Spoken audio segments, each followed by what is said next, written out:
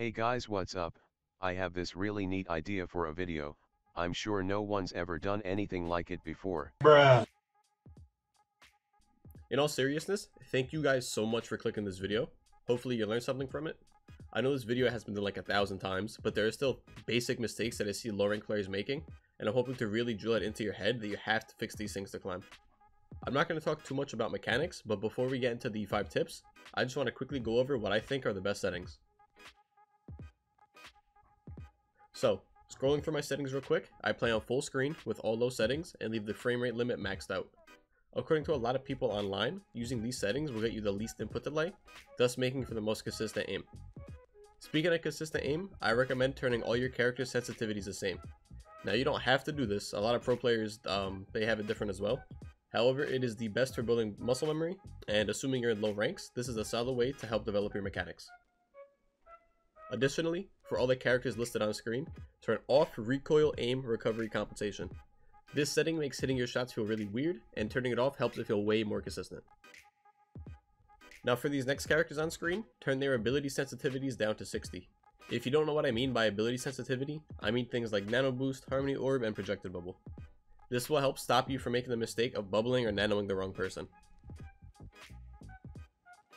Now that we've got the settings out the way, let's get to the big tips. So, number 1 overall, starting with the biggest one, is grouping up. The amount of time teammates trickle in games is absolutely incredible. When I say grouping up, I don't mean you need to sit in your Reinhardt's back all game and follow him around. I generally mean that you should be engaging at around the same time as your team. This way the enemy's attention is split and you won't have 4 people chasing you around. Now, there are some times where you shouldn't have to group up, such as if you're trying to stall a point or it's a final fight and you don't have time to group up. But 90% of the time, you should wait for your tanks to engage, assuming you're playing a squishy, before hard engaging. Now, if you're a character with range, feel free to poke before the fight for the extra ult charge and pressure. Maybe with the chance of a pick, just be able to fall back to your team or cover if you're getting pressured. Now, the next big mistake I see in low rank is people failing to read the kill feed. Now, most high rank players subconsciously read the kill feed and keep track of the count in their head. If you don't know what I mean when I say the count, I mean the amount of people alive on each team.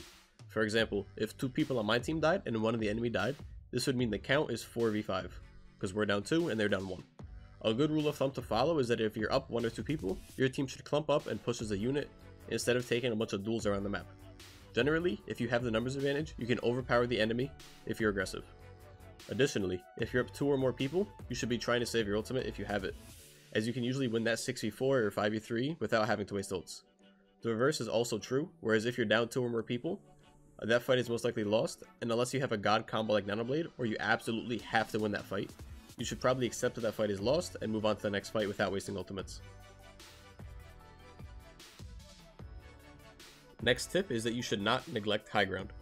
If you're a squishy, you need to realize that high ground is great for keeping you away from most tanks and other low range characters, while also giving you a good angle to rain down fire.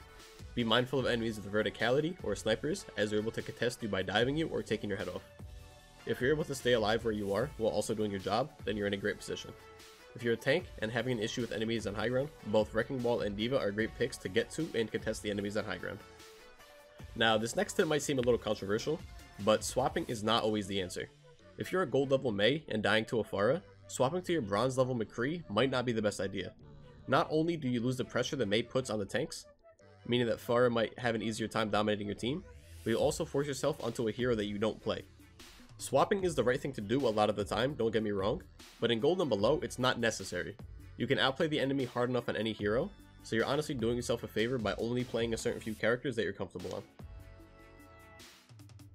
Now, the final tip that I have is that you should always be doing something, especially on characters with range. Before the fight, you should be pushing the limits, seeing how far you can push up to start pressuring the enemy. This might seem mind-boggling to some low-rank players, but it's absolutely okay to push past your own tank sometimes. If your bad silver tanks aren't pushing up and allowing you to poke before the fight, feel free to walk up and get some ult charge. With this tip, there's 2 things to note. If you're going up against characters with one-shot combo potential, or characters with long-range CC, keep them in mind when poking. The last thing you'd want is to get logged from across the map by a Hanzo or slept and teabagged by an Ana. Aside from these characters, you should have enough time to react and walk back to cover if you're pressured. The next thing to note is the whole theory that poking charges enemy support ults.